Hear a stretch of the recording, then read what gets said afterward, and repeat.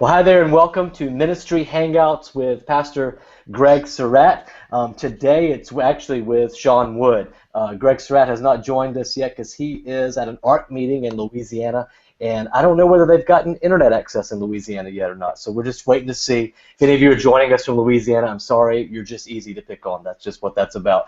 But he may join us at some point. He may not. But today, we are super excited to have just a topic that I think will interest a lot of people, and that is just looking at the changing face of book publishing and content distribution, and really what does it take now as a pastor, a leader, an entrepreneur, whatever case you may be, to get your content in book format out into the world, and what are the tools that are there to help you, and how does that work? And so this is just a hangout time where we've got some experts in this area who come from varying different aspects of the book industry and the publishing industry, and it'll just kind of share some ideas with you and give you some resources that I think will be helpful. What we do here on Ministry Hangouts is trying to give you, the church leader, the church staff member, the high-capacity volunteer, just a place where we can learn a little bit every month about what's going on. You can catch our archives at ministryhangouts.com, and also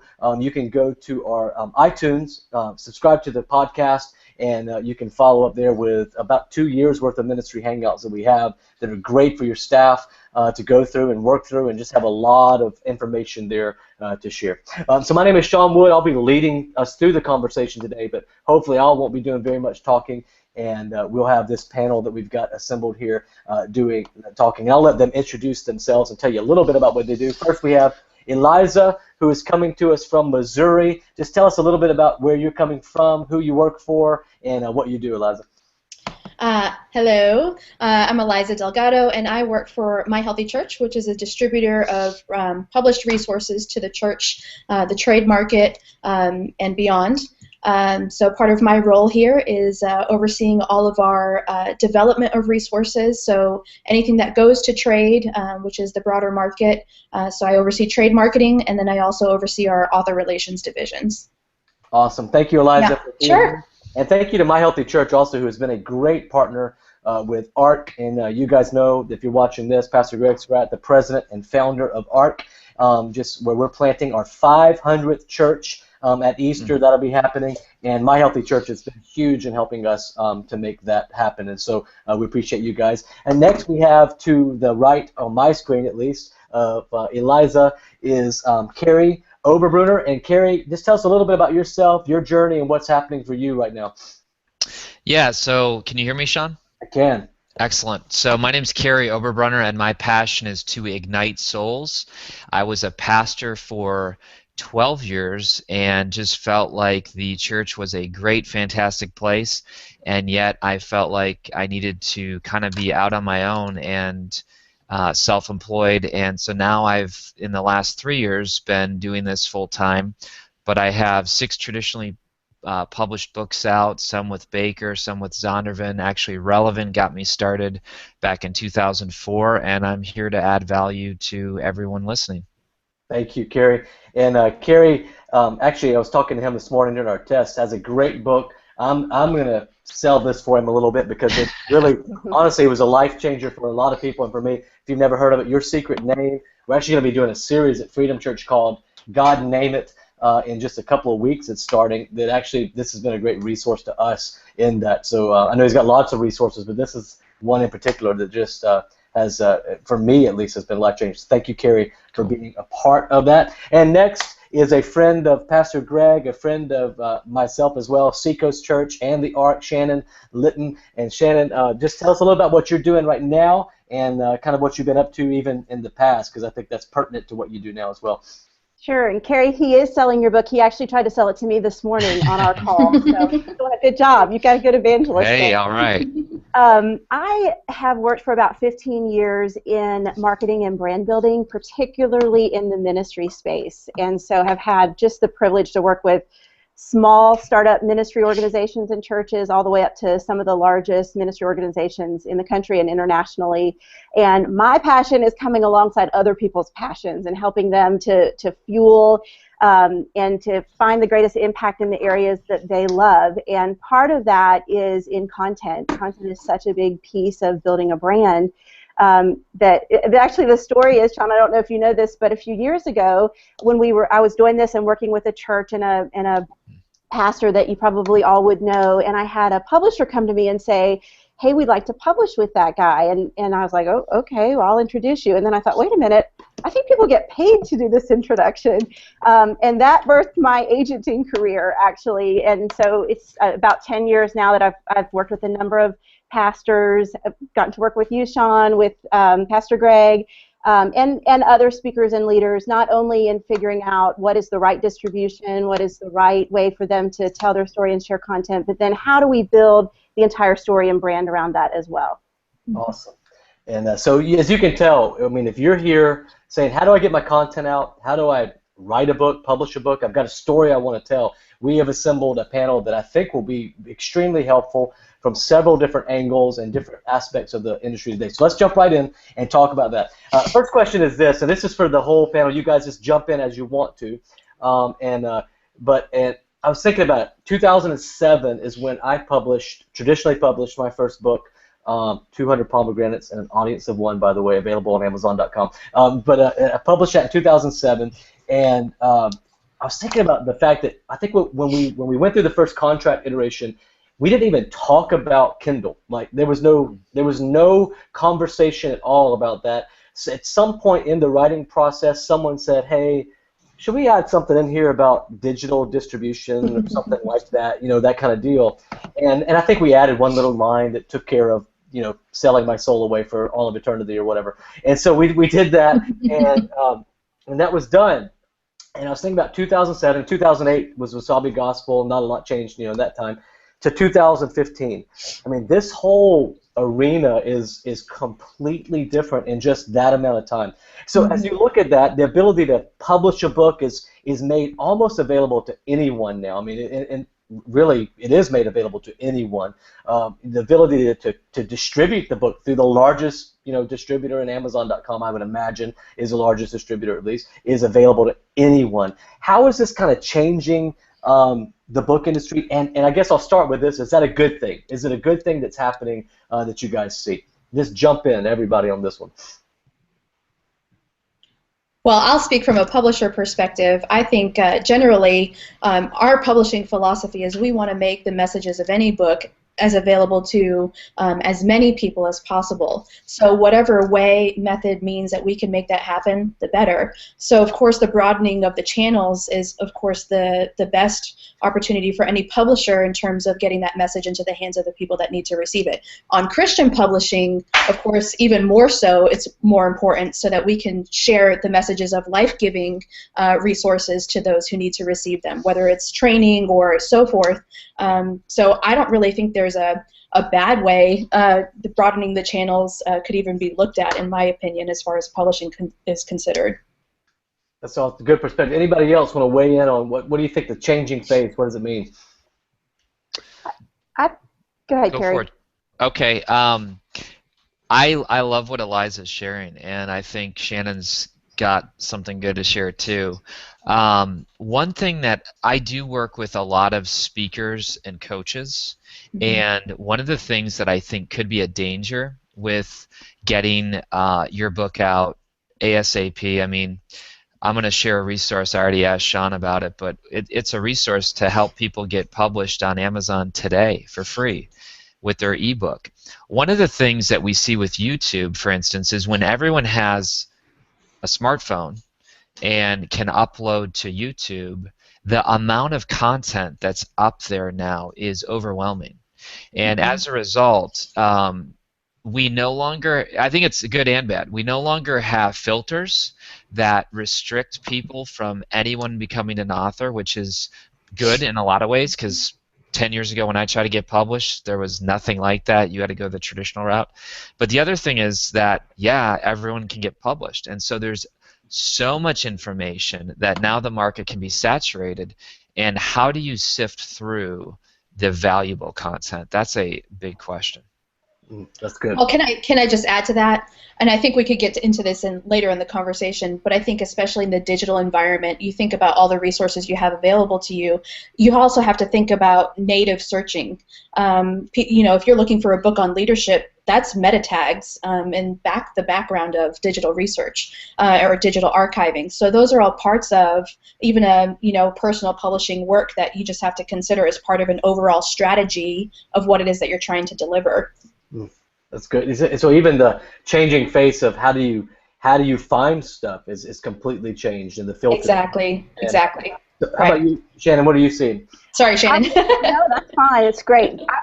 I would just add that I think kind of right along with what Carrie was saying, the challenge of having so much content is that it can tend to devalue content too. Mm-hmm. And because everyone can be a content producer, everyone can put a free ebook out there, or we see that happening more and more with how people value content, and I think that's something that certainly the publishing industry is continuing to deal with. But as authors and content creators, we have to think about that too. The other thing is that when there is that much content out there, you do have to be creative to stand out. The good news is there's more opportunity to be creative, there's more avenues, there's more ways to do that, but without some type of creativity in that big pool of content space, great things often get overlooked. Yeah. That's good. Hey, and you said something that kind of struck something in my mind. You guys probably, if you follow at all the music industry, heard about Taylor Swift's decision not to put things on Spotify and not to kind of distribute in that realm, and she went completely, CD and sold content on iTunes and that kind of thing, and it was huge. And then she had the biggest, deal ever, kind of thing. It was amazing, and she kind of said, "Hey, I'm going to decide to value content higher than what the market right now is valuing content at, which is free." And I wonder if you guys are y'all seeing that. And I don't know that the book industry is parallel to the music industry. It's two different kind of things. But are we going to see a backlash, or not even a backlash, but an answer to the free ebook and the, hey, I want to get your email address, so I'll give you this free resource, and then I'm going to try to sell you something later? Are we going to see some of the larger publishers, some of the larger authors go, hey, you know what? We're not going to play in that system. Like, we're just not going to do that because we value content, and this is the value we put in it. Or are y'all seeing that free market, the free scalability is driving the bigger marketplace to bring pricing down and to kind of play in that game? Eliza, I'll start with you, and it kind of dovetails on this last question, is where does that leave the publisher in all of this? And maybe where the publisher stands is helping to value content. Do you see that at all? Well, I think there's two parts of the perspective that you have to consider. One is platform, the other is overhead. So there's an investment and a cost benefit that goes with each one of them. So the publisher is always having to consider what level of content warrants the kind of investment where you're willing to say, hey, we know we're gonna hold this standard, and we're not going to cannibalize the content by just giving it away for free, other than like a gimmick type of marketing, because the longevity of developing that platform is more important and more valuable. Now there's also kind of the kind of shotgun approach where you just say, hey, we're going to make it free. You get in at the lowest barrier of entry. There's two sides to every coin. Really, ultimately, the big picture of the publishing industry in general is, yes, ideally, the pendulum always swings, and it does tend to trend, obviously over the course of many years. Right now, we're seeing a lot of the shotgun approach, free giveaways and so forth. But then, there is the other side where, the John Maxwell's or so forth. I mean, their books are always going to hold a certain level of a cost or an expense, but they will have the little value adds that might be free. So it really just depends on the perspective and the ultimate objective of each project. Yeah. That's good. And I've seen with My Healthy Church, you guys have really been, I think, one of the leaders in offering digital content and free ebooks and things like that complement other resources, but also that serve your greater vision, which is what you said earlier, is we just want to get content out. And sometimes getting the content out and having that content out there, and the influence is the payment on it rather than monetary influence. And I think there is Seth Godin says, do you want influence or do you want monetary feedback. You got to decide which one sometimes. And I think that's, you guys have done a great job of kind of leading in that a little bit. And so, well, thank you. Well, we've been pretty intentional, even going back to the earlier part of our conversation, just in terms of, making content available in general and how people natively search for things. Our goal is to, especially for first-time or even second-time authors who don't necessarily have a platform that's more broad than their churches, how do we help get their messages out to as broad a base as we can and start building that platform for them? So that's kind of our general philosophy, just as a starting point. And that is a great segue to this question, which is, all right, you have no platform. Like, you have zero platform. Right. But you actually have a story to tell. And Carrie, you were saying earlier, the changing environment has allowed it to where a guy or a girl who has no platform but really does have something valuable to say can break through. 15 years ago, doesn't happen. If you don't have a platform to sell books, you're not going to get broke. You're not going to break through in that area. So how do you do that? How do you break through without a platform? And Carrie, I know you help people do that. So talk to us a little bit about how the changing face of the publishing industry has actually helped that. Yeah. So one of the things that I mentioned, and I love that Eliza mentioned platform. For those that don't know what platform is, it's just the ability to be seen and heard. Mm-hmm. And there's three ways to get a platform. One is to buy a platform. And you can slap down a bunch of money. People do it. People do it all the time. There's a company called Result Source that you can pay $250,000 and be on the New York Times bestseller or other forms like that. And what we face from these types of campaigns is many times it's interruption marketing. Mm-hmm. Interruption marketing, Seth Godin defines the two between permission-based and interruption-based marketing. Interruption-based is like why we TiVo a lot of shows, why we press skip ad on YouTube. In other words, it's interrupting what we really want to see and hear. And that type of platform, buying it, isn't as effective. The other way you can do is build your platform, where it takes a long time, and you do it slowly, you do it with a formula, and it's good. But the other way is borrow someone else's platform. So you have buy, build, and borrow.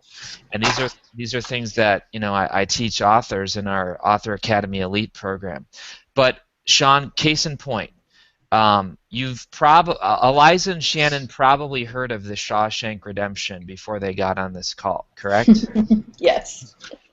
But you probably didn't hear of Carrie Oberbrunner. So in other words, I have a full acceptance, like, okay, there's people out there that have way bigger platforms. Well, guess what, Sean? Last August, just 90 minutes from my house, they had the Shawshank 20th anniversary, okay, where they had the warden come and they had movie stars come, and it was huge. It was in the New York Times, LA Times, every major newspaper. Well, my latest book, Day Job to Dream Job, can you see it? That book I wrote inside Shawshank Prison, because it's about breaking free from the prison of your day job.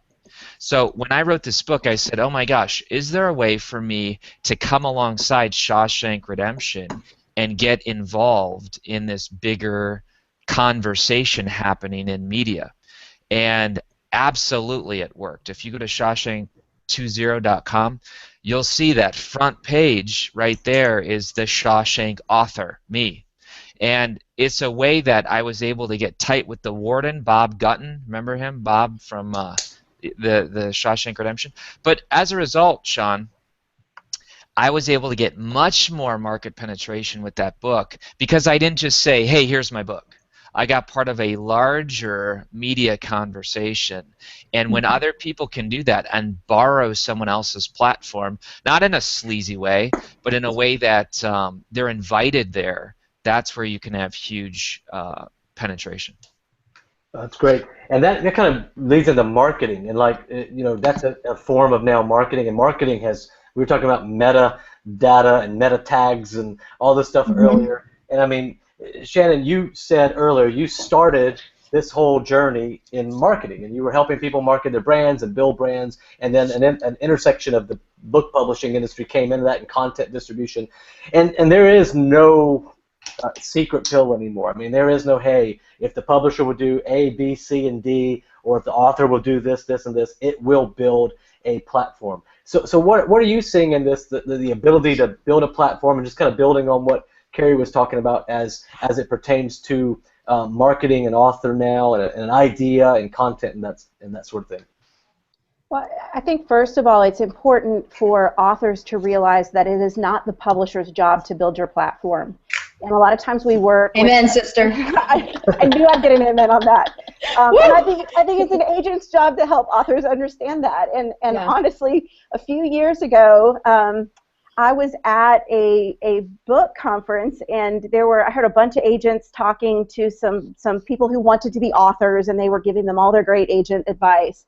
And I heard the one agent telling the author, "You don't need to worry about your platform. That's the publisher's job. You just need to write good books." And I just, I physically wanted to be sick, because it's not only not fair, it's not realistic for a publisher to be able to take that on. And so I think, Sean, what is really effective is intentionality and consistency. And exactly what Carrie was saying is start with where you're at. Start with what you have. And I think sometimes we want to skip a bunch of steps and go straight to the New York Times bestseller list. And it happens. It's rare. And it's probably not going to happen to you. So how do you, along the way, be very intentional about, if I'm a pastor, am I writing content that first my church wants to read? If not, I need to start there. Yeah. And then once I do that, then how about my community? How do I gain some exposure and minister and write and to those in my physical community? And then how do I grow beyond that, whether I'm in a denomination or a church network, but to build into that and not expect that it will be leaps and bounds. And it takes a lot of consistency. I work with an author who 6 years ago, I sat down with her and she said, "What's this blog and social stuff, and why should I be there?" Those are fun conversations to have, and she got it. And she has now hundreds of thousands of likes on Facebook and a national radio show heard by millions. But it took time. 6 years is a quick thing for that to happen, but it takes time, and it took a lot of work on her part. And I think that's something too, particularly for pastors who want to be authors, to understand that when it is not your primary day job, Sean, you could talk to this probably better than any of us. It's a lot of work. It's a lot of work to write a book. It's a lot of work to promote a book, to build a platform. And so there's always a tension there, regardless of what your day job is. But when you're a pastor, I just think it's wise to be aware that it is a lot of work, and you need to know whether it's something God's really calling you to do. If so, the capacity and space will be there. But if not, it can be painful. Yeah. And I might add on to that, pastors natively, they just inherently have the skill of, building an audience and sharing a message. Sometimes it's more difficult to transition when it's your own message as opposed to a message that you're sharing from Scripture or so forth. So sometimes I find a lot with pastors, the biggest thing that I can encourage them to do is to be willing to be vulnerable in the process, and to have people around you that you're willing to receive feedback from that's honest, like maybe this might not feel right or that sort of thing, and be willing to expose or evaluate what could potentially be a blind spot. One thing I like to say very gently is everybody has a story, but not everybody needs to be published. So it is really important to evaluate what is it that you're trying to say, and do you actually own that message and embody it? Because the best marketing tool for any book is a person that believes in it. So that's just something that I would add on to that I think is an important part of the discussion in terms of building a platform and maintaining it. And I think that is so good, because somebody asked me the other day, they said, I've got 2 traditionally published books. They said, "When are you going to publish another book? It's been since 2008. And I said, when I have something to write that I am passionate enough about, I will sell it. Because I didn't know that going in, what Shannon is talking about, how much time and energy, and really just kind of using the emotional deposits and stuff that you make with people to ask for them to help promote your book. You have to do that. You have to be proud of it enough to ask people to help, proud of it enough to talk about it a lot, and really want to see people believe. So you got to believe in it. And I just don't have anything I believe in yet that much to take that much. And also, to speak to what Shannon said, if there's somebody out there who's saying, "I really want to write a book. I really want to write a book," what I would say is, start with a blog post. If you can't get through a couple of blog posts, don't try to write a book. It is, Yeah. and Carrie can speak to this as well, 40,000 words, which I write small books, so 40,000 words is a whole bunch of words, especially when you probably cut 40,000 to get to that 40,000. And so Yeah. it's a lot of work, and it's not, I think one of the things, the devaluing, not just in the price that people pay for the book, but the fact that things can be so quickly made into an ebook now, so quickly put out there. There's a lot of garbage out there because of that didn't take the time, sweat, and effort to really put into it to make it actually takes to put 40,000 legible, well-meaning, great words into a book that someone else would want to pay $10 for. I mean, that's a lot to ask, and it really is a lot for especially a pastor who is out there trying to do what it takes to be a pastor. So that's some great advice on that. And that kind of leads into this, and I think all of you can speak to this because you are at different vantage points of this process. But somebody has got, they've got content, they're writing it, whatever the case is where they are. At what point, to all of you, and I'll start with Shannon, since you actually do this, you represent people, what point is it time to get representation? And are there people that you would go, you know what, you don't need representation, and are there people that really do? I mean, is that kind of fair? Yeah, I think there probably are people that don't need representation.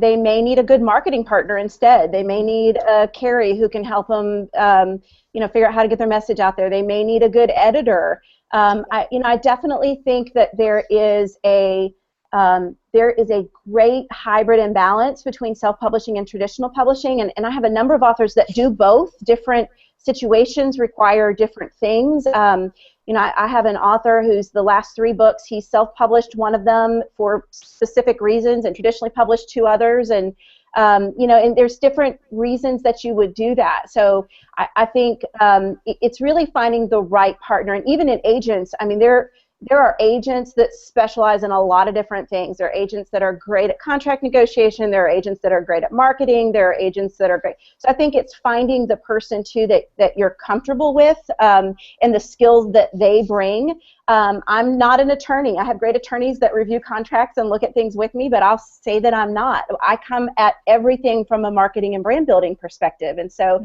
for some people, they've got that going. That's not what they need, and that's fine. As far as when you need an agent, I think when you are serious about, particularly about traditional publishing, and you've got to go back to that, what you were saying about the idea that you just have to write. I remember asking Pastor Greg, who's not here today, but we asked him that early on, is this the book that you have to write before you die? And I think you have to have that kind of passion around every book that you write, is that this is a message. Pastors are notorious for wanting to write a book about whatever sermon series they're preaching, which is awesome. It's because they love the content and they're living in the content and they believe in the content, but then 6 weeks later they're on to something else. And so when you've got that message that's been burning at you for more than that 6-week period, and you're starting to write it out, you're starting to create the content, it's not just an idea, you're seeing it come together, I think then it's time to start looking at who, not even just the agent, but who's the team that you really need around you to make it happen. Awesome. That is some great stuff. Carrie, do you have anything to kind of add to that? The process of when you say, maybe somebody even you're coaching and go, when do you need to contact Shannon or someone like Shannon and go, hey, you need to talk to somebody, get some representation? Yeah, so maybe some people who are listening have really they're newbies, they're beginners, and maybe even a few vocabulary terms are helpful. So if you try, and correct me if I'm wrong, Eliza or Shannon, but if for most publishers, if you try to just email them your manuscript or a book topic or a book idea, this is called an unsolicited manuscript. And the larger publishers are not going to give that attention, not because they're rude or mean, but because they are overwhelmed with the amount of requests. And so decades ago, they began to trust agents to kind of filter the very best book potential ideas that would then bring the manuscript to the publisher. And the tough thing is for, like, I don't know how you broke into the world, Sean, but your books are fantastic. I have them both. And for me, when I wanted to get published, I was unrepresented. So I didn't have anyone taking my ideas to the publisher, so they were unsolicited. And as a result, I was facing rejection after rejection. So eventually I did break through and got connected, and it was fantastic. But I would encourage people, it really, and correct me if I'm wrong, Eliza or Shannon, but some of my contacts have said you need good writing, you need a good platform, and you need to be extremely committed. And when those three things come together, or there's other models out there, but you can have the best writing in the world, but if you have no platform, very few publishers are going to pick you up, unless there's some crazy story or something like that.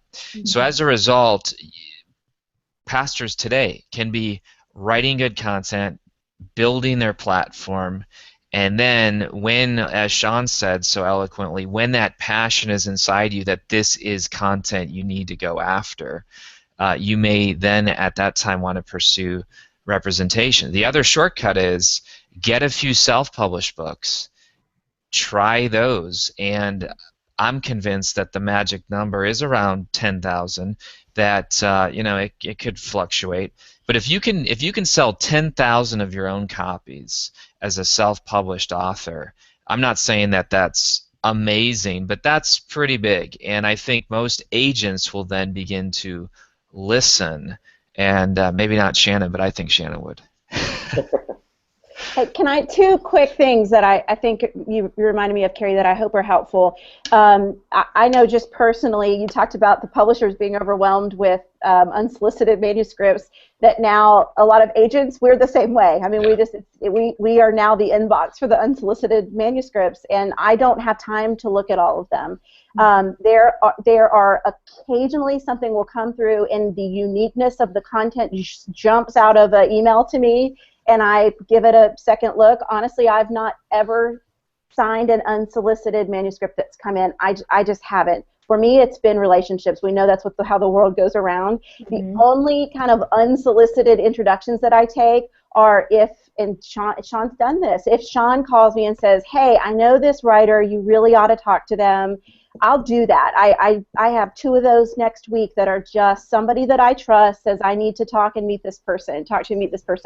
And so I think just a very practical way to get an introduction to an agent is if you just call Sean, he'll be happy. But if you know somebody that has relationships with agents, is to talk to them. They are not receiving as many unsolicited manuscripts, so they're not now that third line of defense. But I think to come through somebody to ask to make an introduction is a good way.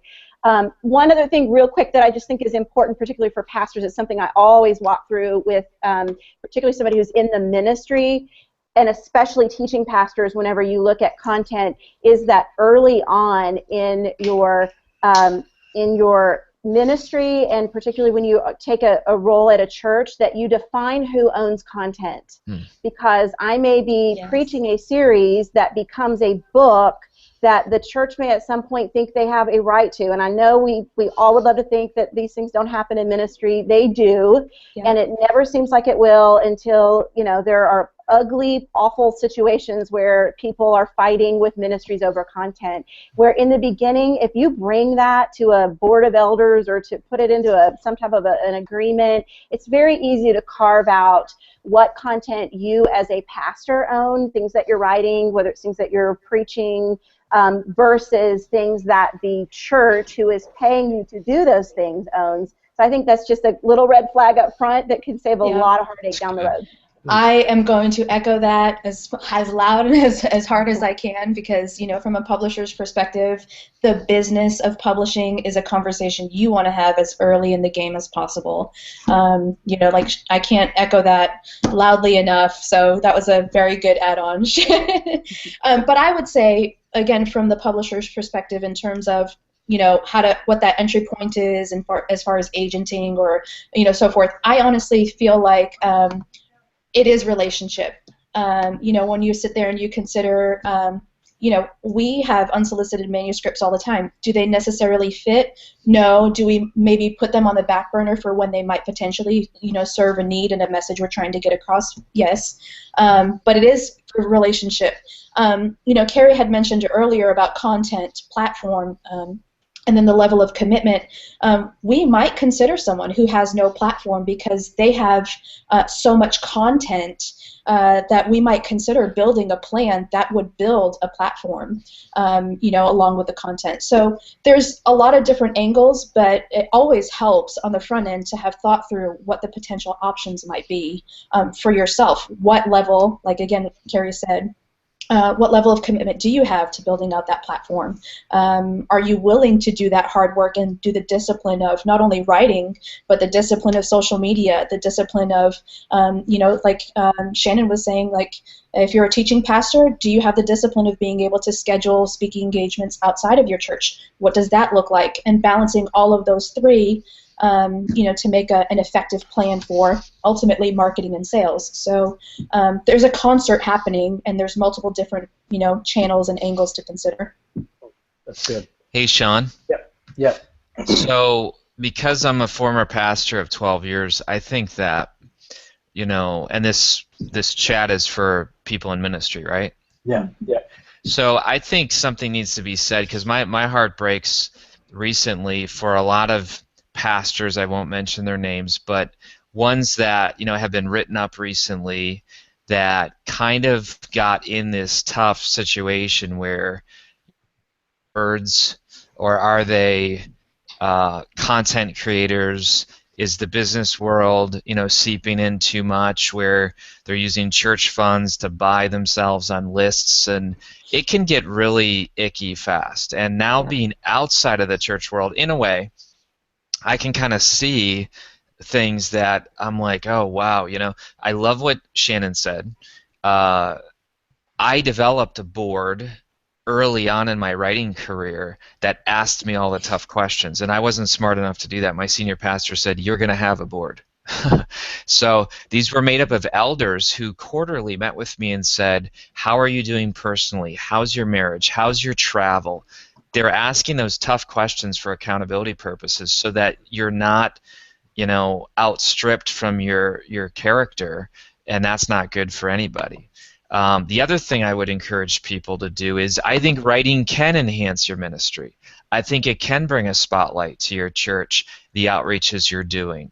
And I know pastors, there's all different models out there. Some pastors have said, some of my royalty is going back to the ministry, and now the church is like getting way behind it because it's helped funding the church. There's all kinds of models out there, but I think open communication is absolutely huge, and I just think these ladies are offering really good feedback. It's awesome. Well, I think something you said there too, Carrie, reminded me a little bit of your story, and it's kind of a tension that I think all staff members in any capacity, whether it's a lead pastor or children's ministry that write content, have to kind of answer to, and that is, how do I put this in priority? And for me, personally, I have to say, okay, Freedom Church and the church I've planted and that I'm leading and the people of that has to come first. And now I've got to figure out all the things that you guys are talking about, but what I'm talking about here is I have to be very, very conscious of the fact that the platform that I'm building first and foremost is to Jesus Juke everybody, is the platform of Christ. But also the platform that I am building first really is the platform that is the church, Freedom Church. And so if I'm starting to get into a place where I feel like I'm getting beyond that, I think that you did something that was courageous but also just bold, and said, you saw the tension of that, and when somebody gave you the advice and you said, it's time for me to jump into my own thing, and then time for me to be an author full time. And I think that's a tension that sometimes needs to be wrestled with. And so I appreciate that about your story, and I appreciate that about what you've done. And what we're saying here is, that balance. And we need to make sure all the X's and the everything is right and the I's are dotted and the contractual, but also that balance of I'm a pastor first, I'm an author second. And if that ever needs to change, then I need to change that. But I need to be very upfront about the fact, okay, that's changed. I'm an author now. I'm not a pastor first, and that's not where my heart is. But that is a thing we need to wrestle with. But let me ask another question real quick, and that is, when I went into my process. You asked earlier, Carrie, how I broke through. Strangest thing in the world, speaking at a conference, acquisitions editor is there to see someone else, not there. They don't even know who I am. They heard me speak on something. They came up and said, and it's Jessica Kelly, if you're out there, Jessica Miller Kelly, thank you for changing my life when you did that. Came up and said, hey, would you be interested in writing a book on what you just spoken? And then I said, absolutely not. Like, I'm not even that passionate about speaking about it just now. I can't even imagine writing a book on it. And she said, okay, well, let's talk some more. So we started to talk, and I told her, I said, but this is something I'm really, really interested in exploring. And so we started exploring that. She was the acquisitions editor, but really walked me through the whole process. A lot of authors are going to get mad at me right now. I never even did a book proposal. Like, never even saw one. Didn't even know what it was. Had no idea what a book proposal was until my third attempt at writing a book. And so let's do something here that's a little different. Let's educate everybody on what is the process. How do you get a book to market? Eliza, I'll start with you. I mean, what do you expect to see come in? It's what I just described for myself. I am fairly certain is not norm and would not pass the muster in most kind of deals. So how does that usually work? Well, I think, again, tying back to what we were talking about in the beginning, especially for pastors, almost everybody feels like they have a book inside of them. The distinguishing mark is figuring out what is unique about it that makes it marketable. Now, of course, from the publishing perspective, and for anyone else who has a cost involved, the lowest overhead for any part, whether it's self-published or for a publisher, the better, because then it's back-end, profits coming in, of course, royalties for the author, and so forth. So really, you want two things: a book proposal that includes the key component. You can Google it. There's all sorts of templates for how to deliver it, chapter outline, or just even really delivering what is the key message of the book and so forth. Really, you can Google it. There's so many different templates out there. We don't even have a preferred like a template that we provide. There's a proposal template just on Google. And I think doing the homework on the front end of comparative titles, what you would position this against, how is it unique from what is in the market? Is it something that doesn't exist? Those kinds of things are important to have identified on the front end. In addition to that piece, as far as the book itself and the content, is what is your strategy for promotion? Do you feel like you've thought about your own platform and how you can envision it growing? What are the networks that you're a part of? How can you leverage them?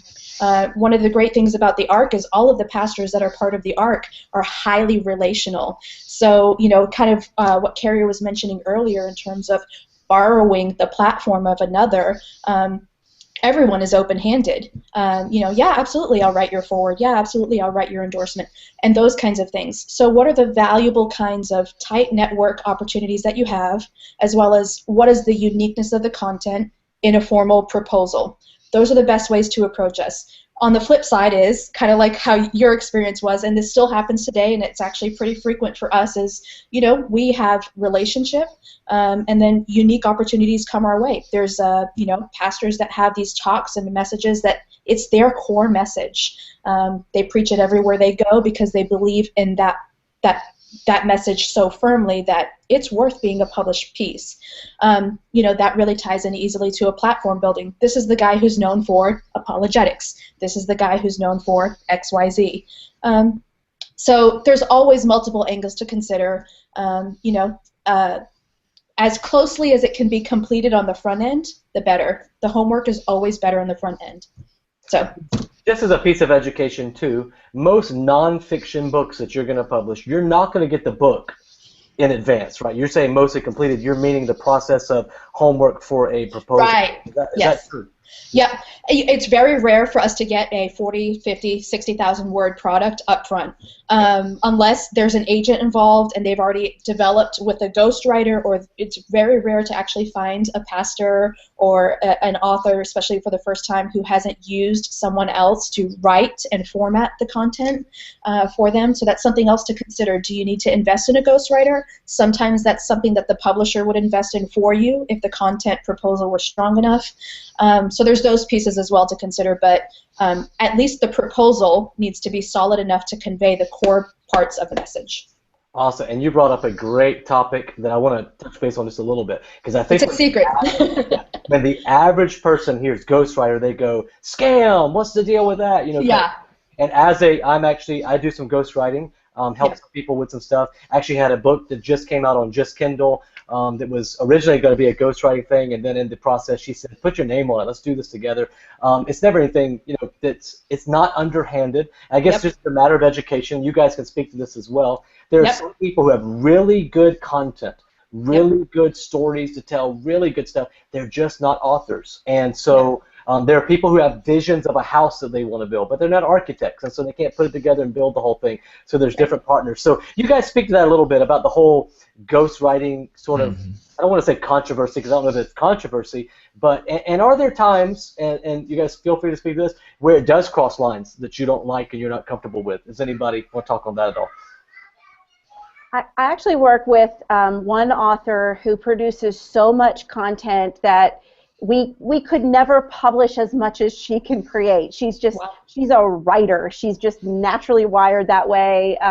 That's a dream, and that's rare, because most people can't do that. I have another author that has published multiple books, and he's a pastor. He was done a few years ago because he didn't have time, but he still had the content, he still had the messages, and so there's a couple ways that you can do it. Usually when you say ghostwriter, that means they're behind the scenes, not named.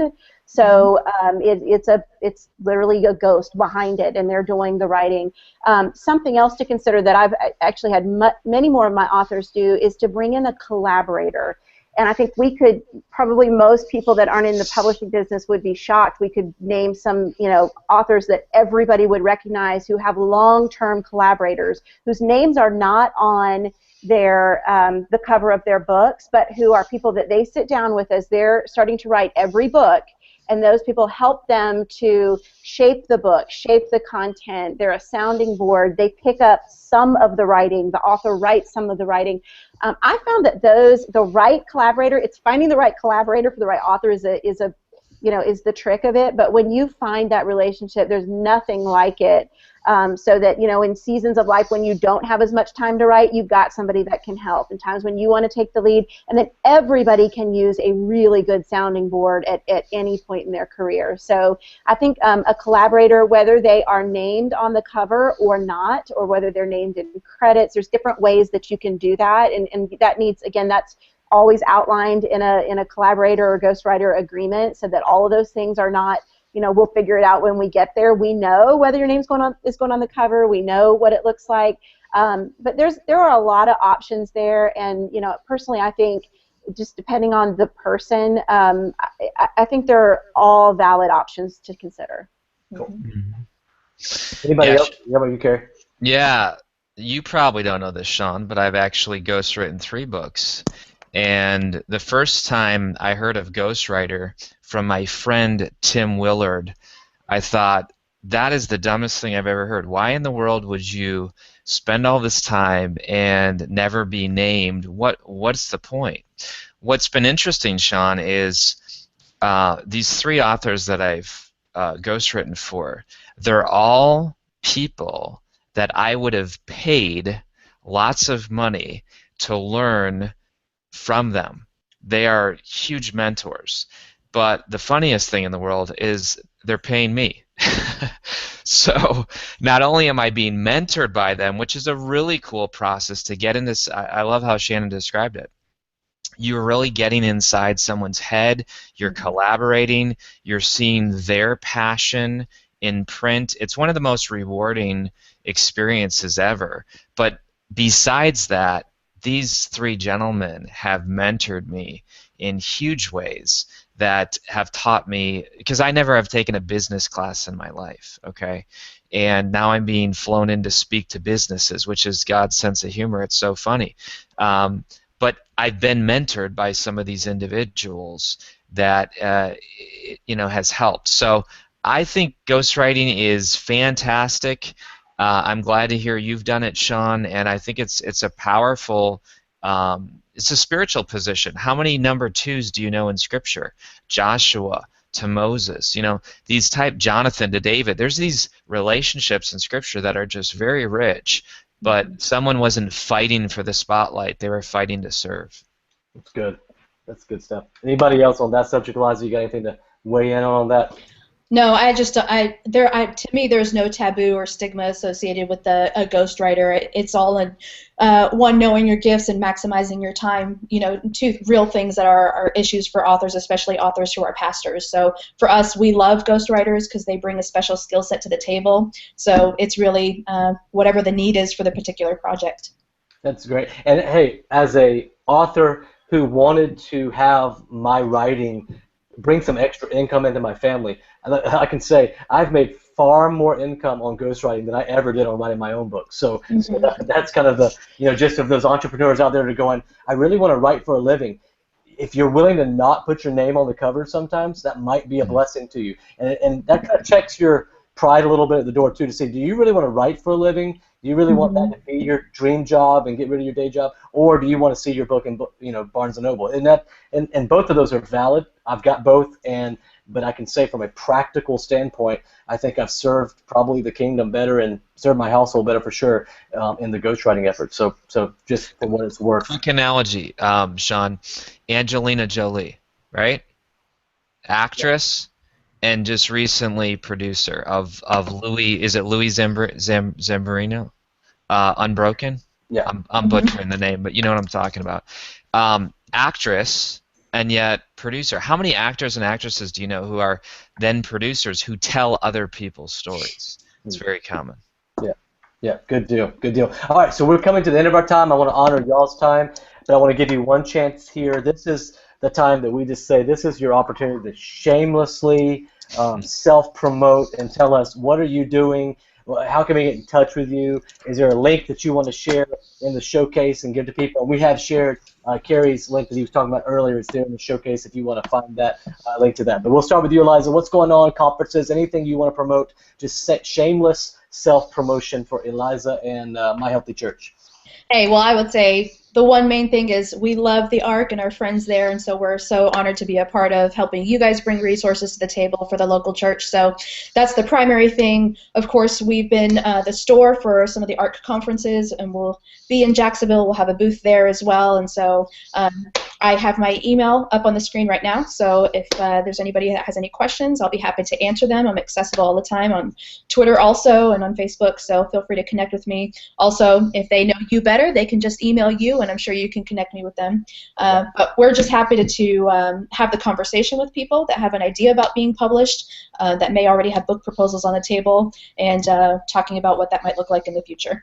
Awesome. And My Healthy Church will be at the ART Conference, and so you can come as well and register for the ART Conference in Jacksonville, April 21st to 23rd if you haven't already done that. So how about Shannon? How about for you? Anything we can get out there for you? I'll just close with this. Eliza started with the ARC. I'll say that as well. I love the ARC, the work, the pastors there. One of the sweetest times for me as an agent was that I was able to agent Billy Hornsby's book it published about 2 months before he passed away. And what a crazy and wonderful time that was. I mean, I remember him calling me from the hospital and thanking me for all I did to help get his book out there. And, that's what it means for me. It's about, like I said at the beginning, bringing fuel to other people's passions.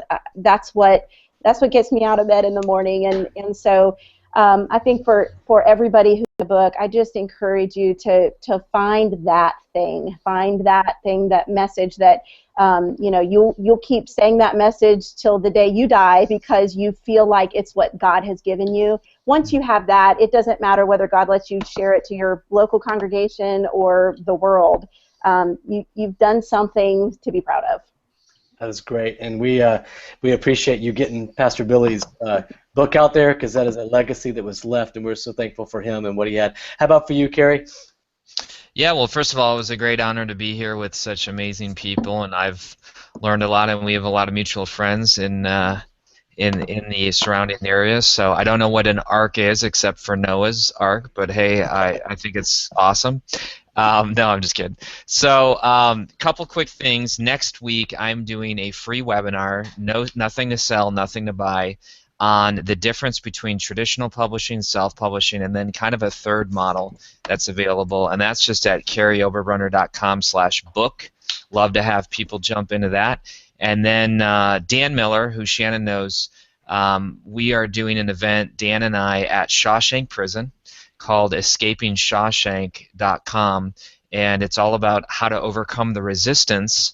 Anytime you want to write a book or create something, a business, a church, you face resistance, and how do you overcome that? So we're going to do that at Shawshank Prison. It's escapingshawshank.com. Awesome, very cool. We have shared both of those links that Carrie has talked about in the showcase there. You can find those, as well as we'll tweet those on our Twitter handle at Ministry Hangouts. And so, hey, thank you guys for being a part of this. Thank you to Eliza, Shannon, Carrie for being a part, and just thankful for the platform that Pastor Greg has let us borrow today to get this out to you guys. And we're excited about the future books and future content that's going to be produced as a result of today kind of starting your dream in that area.